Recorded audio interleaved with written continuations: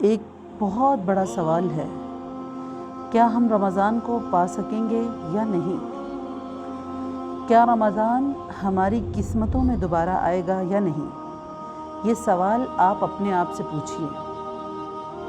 کیا آپ ان لوگوں میں سے ہوں گے جو رمضان کا مہینہ پائیں گے یا نہیں؟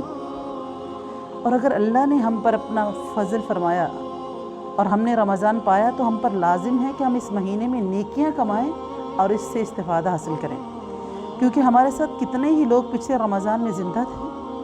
اگر ممکن ہوتا تو وہ تمنا کرتے کہ ان کو کم از کم ایک رات رمضان کی عبادت کے لیے زندہ کیا جائے، ایک رات کے لیے۔ اور اگر اللہ تعالیٰ نے ہم پر کرم کیا اور ہم نے رمضان پا لیا تو پھر ہمارے لیے لازم ہے کہ ہم اس کی برکات سے فائدہ اٹھائیں، کیونکہ اگر آپ کو پتہ ہو کہ کتنے ہی اہل قبر جو اس سال ہم میں موجود نہیں ہیں، وہ خواہش کرتے ہیں کہ ان کی زندگی کی ایک عام راتوں میں سے ایک رات عبادت کے لیے ملے، ایک رات عام دنوں میں سے، یعنی رمضان کے نہیں، عام دنوں میں سے۔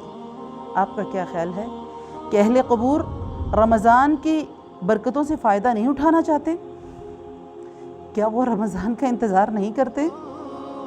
وہ کتنا رمضان کی فضیلت کو ترستے ہوں گے۔ رمضان کی راتیں بہت عظیم ہیں، ان کی اہمیت وہی جان سکتے ہیں جن کو اب یہ میسر نہیں، جو اس وقت قبروں میں ہیں۔ اگر ممکن ہوتا تو اللہ ان کو دنیا میں دوبارہ بھیجتا، وہ اپنی قبروں میں سے نکل کر ہم کو یہ نصیحت کرتے کہ رمضان کا ایک سیکنڈ بھی ضائع نہ کرو، ایک سیکنڈ بھی ضائع نہیں کرنا چاہیے۔ ایک دن، 2 دن یا 4 دن نہیں، بلکہ وہ کہتے کہ ایک سیکنڈ بھی ضائع نہ کرو۔ اگر آج وہ ہم میں موجود ہوتے، کتنے ہی لوگ رمضان کو پانے کی امید لیے قبروں میں جا چکے ہیں۔ ابن رجب رحمہ اللہ فرماتے ہیں کہ کتنے ہی ایسے لوگ تھے جو یہ امید لگائے بیٹھے تھے کہ وہ اس مہینے کے روزے رکھیں گے، لیکن ان کی امیدوں نے انہیں دھوکہ دے دیا، وہ اب قبر کے اندھیروں میں پڑے ہیں۔ کتنے ہی دن کا آغاز کرنے والے دن کو ختم نہیں کر پاتے، کتنے ہی کل کی آس لگانے والے کل کو پہنچ نہیں پاتے۔ یقیناً اگر تمہیں موت اور اس کی نقل و حرکت کا علم ہو جائے تو تم یہ لمبی امیدوں اور ان کے دھوکوں سے بغض کرنے لگو، اس دنیا سے نفرت کرنے لگو۔